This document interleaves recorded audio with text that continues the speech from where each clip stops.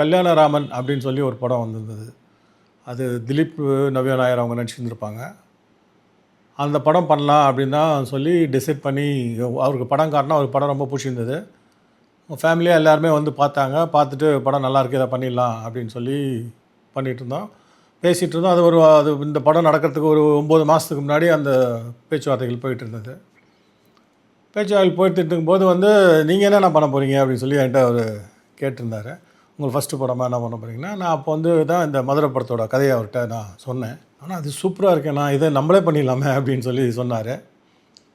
நிச்சயமாக சார், இதை விட எனக்கு என்ன மிகப்பெரிய ஒரு நல்ல செய்தி இருக்க முடியும், அதனால் நிச்சயமாக பண்ணிடலாம் அப்படின்னு சொல்லி நான் சொன்னேன். சொன்னோன்னா அப்புறம் ஃபுல்லாக ஒரு தடவை நேரேஷன் ஃபுல்லாக கேட்டாங்க. அப்போ எஸ்ஏசி சாரும் கேட்டாங்க, விஜய் சாரும் கேட்டாங்க, 2 பேருமே கேட்டாங்க. கேட்டதுக்கப்புறம் வந்து ரொம்ப பிடிச்சிருந்தது அவருக்கு, ரொம்ப பிடிச்சிருந்தது. அப்புறம் சொன்னார், ஆனால் இப்போ வந்து என்னை வந்து கலெக்டர் அப்படின்னு சொன்னால் ஒத்துக்குப்பாங்களா ஜனங்க அப்படின்னு சொல்லி ஒரு கொஷினை வச்சார். சார், நிச்சயமாக ஒரு ஆக்ஷன் ஹீரோ நீங்கள். ஒரு ஆக்ஷன் ஹீரோ வந்து என்ன பண்ணாலும் அவர் கையில் பவர் வேறு வருது.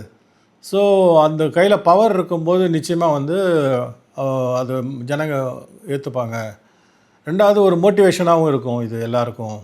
ஒரு ஐஏஎஸ், ஒரு கலெக்டர் அப்படின்னா அவருக்கு எந்த அளவுக்கு வந்து பவர்ஸ் இருக்குது, அவரால் என்னென்னலாம் பண்ண முடியும், அவரால் வந்து எந்த அளவுக்கு வந்து மக்களுக்கு சேவை செய்ய முடியும், அவரால் எந்த அளவுக்கு அரசாங்க இயந்திரத்தை வந்து மிக சரியாக வழிநடத்தி செல்ல முடியும் அப்படின்னு சொல்லி எல்லா பவர்ஸ் இருக்குங்கிறது ஆடியன்ஸ்க்கு ஒரு இன்ஃபர்மேஷனாகவும் இருக்கும் சார் இது அப்படின்னு சொல்லி சொன்னேன். நிச்சயமாக பண்ணிடலாண்ணா அப்படின்னு சொல்லி சொன்னார். அதோட வெளிப்பாடு தான் இது மதுரை படம்.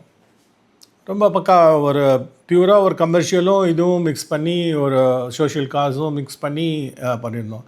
என்ன இந்த படத்தில் ஒரு வித்தியாசமான ஒரு விஷயம் விஜய் சார் கேரியரில் அப்படின்னா, விஜய் சார் அதுக்கு முன்னாடி நிறைய ஆக்ஷன் படம் பண்ணியிருந்தாங்க.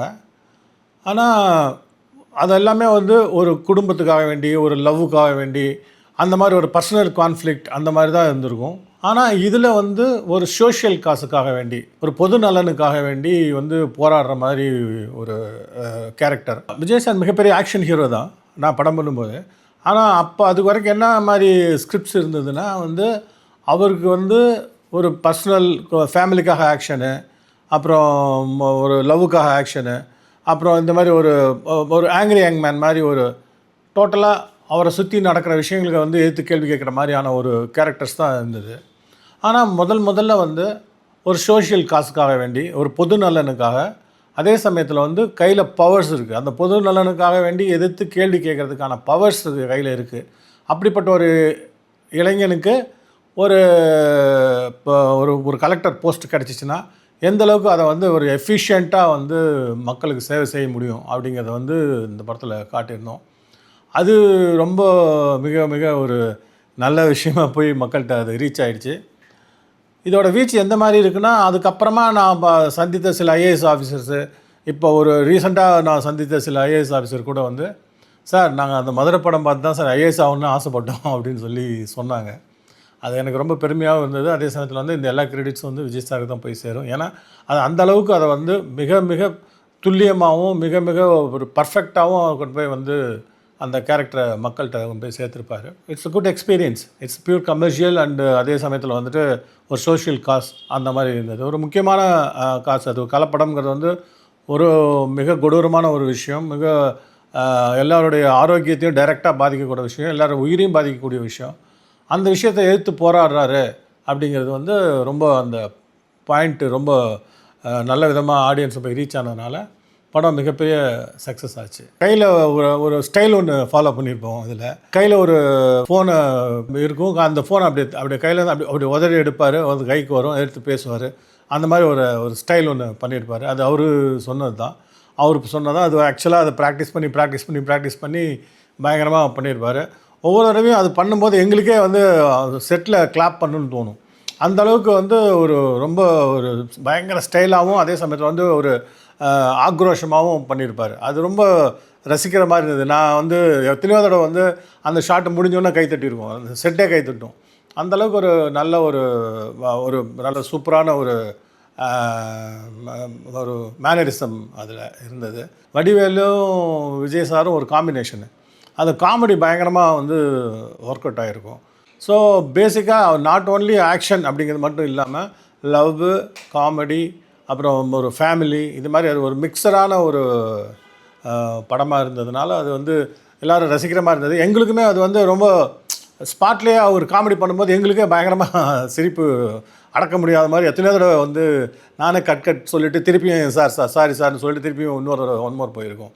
அந்தளவுக்கு பக்காவாக வந்து காமெடி பண்ணுவார். அதுக்கு அந்த காமெடி பெருசாக அந்த இதுலேயும் ஒர்க் அவுட் ஆச்சு. அந்த ஒரு ஒயின் ஷாப் காமெடி ஒன்று பெருசாக பேசப்பட்டது அந்த அந்த நேரத்தில்.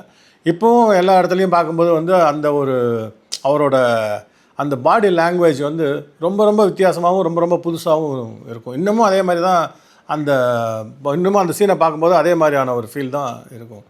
ஸோ அந்த மாதிரி ஒரு அந்த ஃப்யூஷன் ரொம்ப நல்லா பிடிச்சிருந்தது. அது எனக்கு மட்டும் பிடிச்சது இல்லை, ஆடியன்ஸ் எல்லாருக்கும் பிடிச்சிருந்தது. ஃபஸ்ட்டு காட்டினதை வந்து அவருக்கு வந்து இந்த கண்டென்ட் சாங் தான் காட்டினேன். கண்டென்ட் சாங் பார்த்தோன்னே வந்து அதில் அந்த ஒரு ஃப்ரீஸ் எஃபெக்ட் ஒன்று இருக்கும். அது ரொம்ப வந்து கட்டி பிடிச்சிட்டார். ஏன்னா சார் ரொம்ப ரொம்ப புதுசாக இருக்குது இது இந்த மாதிரியான அந்த காலகட்டத்தில் அது வந்து ஒரு ட்ரெண்டியாகவும் இருந்தது. அதே சமயத்தில் ஒரு மெலடி சாங்கை இந்தளவுக்கு வந்து நீங்கள் ஒரு இந்த எஃபெக்டை கொடுத்து அதை இந்த மாதிரி ப்ரெசென்ட் பண்ண முடியுங்கிறது வந்து ரொம்ப புதுசாக இருந்தது அப்படின்னு சொல்லி ரொம்ப பாராட்டினார். அப்புறம் அது முடிஞ்சோன்னே ஃபுல் படம் பார்த்துட்டு வந்து ஒரு கரெக்ஷன் கூட சொல்லலை சார், பர்ஃபெக்டாக இருக்குது. இதில் வந்து நம்ம வந்து வி கேன் கோ ஹெட் அப்படின்னு சொல்லி சொன்னார் டப்பிங்க்கு போனபோது. அது எனக்கு சந்தோஷமாக இருந்தது. ஏன்னா அவருக்கு வந்து நான் சொன்னது வந்து நான் அவர் முன்னாடியே சொன்ன மாதிரி பயந்துகிட்டே இருந்தார். இந்த மாதிரி நம்ம கலெக்டர் அப்படிங்கிறத வந்து எந்த அளவுக்கு வந்து ஆடியன்ஸ் ஏற்றுப்பாங்க. ஏன்னா நம்ம வயசு கம்மி இல்லையா அவருக்கு அப்போ. அதனால் அந்த கம்மி வயசில் இருக்கவர் வந்து இந்தளவுக்கு இறங்கி ஒர்க் பண்ணுறாரு, இந்தளவுக்கு இறங்கி வந்து ஆக்ரோஷமாக ஃபைட் பண்ணுறாரு, இந்தளவுக்கு இறங்கி வந்து ஒரு எல்லோரையும் கமாண்ட் பண்ணுறாரு அப்படிங்கிற ஒரு விஷயத்தை வந்து எந்த அளவுக்கு போய் ரீச் பண்ண முடியும், விஷுவலாக சிலராக கன்வெர்ட் ஆகும்போது அது எந்த அளவுக்கு கரெக்டாக போய் ரீச் ஆகிருக்கு, எந்த அளவுக்கு வந்து கரெக்டாக ஒரு லாஜிக்கலாகவும் இருக்குது அப்படிங்கிறது வந்து அவருக்கு வந்துட்டு ஒரு அந்த ஆரம்பத்தில் கேட்ட கேள்வி தான். அதே மாதிரி ஒரு ஒரு ஒரு உள்ளுக்குள்ளார ஒரு கான்ஷியஸ் இருந்தது. இந்த டபுள் பாசிட்டிவ் பார்த்த உடனே அவருக்கு வந்து அந்த கான்ஃபிடென்ட் வந்துருச்சு. இம்மீடியட்டாக வந்து எவ்வளோ சீக்கிரம் சார் ரிலீஸ் பண்ணுவீங்க, எனக்கே இந்த படத்தை வந்து ஃபைனல் மிக்ஸ் பண்ணி பார்க்கணுன்னு ஆசையாக இருக்குது அப்படின்ற மாதிரி சொன்னார். ஸோ அது எனக்கு ஒரு பெரிய காம்ப்ளிமெண்ட். ஏன்னா எனக்கு அது வந்து ஆஸ் அ ப்ரொடியூசராகவும் ஆஸ் அ டைரக்டராகவும் வந்து அது எனக்கு ரொம்ப முக்கியமான படம். அதனால் அவரோட அந்த பதிலும் அவரோட ரியாக்ஷனும் எனக்கு வந்து உண்மையாலுமே ஐ ஃபெல்ட் வெரி ஹாப்பி. ஒவ்வொரு படத்துலையும் ஒரு பாடி லாங்குவேஜ், ஒவ்வொரு படத்துலையும் அதை எடுத்துக்கிட்ட கேரக்டர் வந்து 100% வந்து அவர் வந்து கொடுப்பார். 100% கொடுப்பார். இன்க்ளூடிங் அதுக்கப்புறமா வந்து நிறையா படங்கள் போக்கிரி ஆகட்டும், அப்புறமா வந்து இப்போ ரீசெண்டாக வந்து லியோ ஆகட்டும், அப்புறம் மாஸ்டர் ஆகட்டும், ஒவ்வொன்றிலையும் ஒவ்வொரு விதமான ஒரு முகபாவங்கள் இல்லை ஒரு பாடி லாங்குவேஜ் ஆகட்டும், இல்லை அதோட ப்ரெசென்ட் பண்ணுற விதம், அந்த கேரக்டர் ப்ரெசென்ட் பண்ணுற விதமாகட்டும், எல்லாத்துலேயுமே வந்து it's unbelievably is very very good. சும்மா சொல்ல முடியாது. It's a born actor, very very talented person. பீட் அது காமெடியாக இருந்தாலும் சரி, இல்லை ஆக்ஷனாக இருந்தாலும் சரி, இல்லை டான்ஸாக இருந்தாலும் சரி, அது எல்லாத்தையும் வந்து கரெக்டாக வந்து அந்த கேரக்டருக்கு தகுந்த மாதிரி உள்ளே வாங்கிக்கிட்டு ஃபுல்லாக ப்ரெசென்ட் பண்ணுவார். ரெண்டாவது வந்து அதே மாதிரி வந்து டைலாக் சொல்லும்போது கூட ஒரு இடத்துல கூட ஒன் மோர் போவார். அப்படியே ஃப்ளோவாக கரெக்டாக பாயிண்ட்டை பிடிச்சி அவர் 2-3 தடவை கேட்டதுக்கப்புறம் வந்த ஒரே டேக் தான்.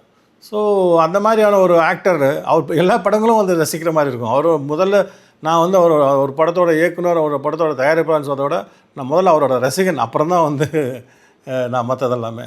ஸோ அவரோட எல்லா படங்களுமே வந்து இட்ஸ் வெல் அண்ட் குட். அவர் ஒரு கிளாஸ் ஹீரோ, அதே சமயத்தில் மாஸ் ஹீரோ. ஸோ அது ரெண்டையுமே பிரிட்ஜ் பண்ணுற மாதிரி அந்த கேரக்டர் இருந்ததுனால ரொம்ப பிரமாதமாக பண்ணியிருந்தார். அதனால தான் அதுவும் பெரிய லெவலில் போய் மக்களை ரீச் ஆச்சு. So is fit for that.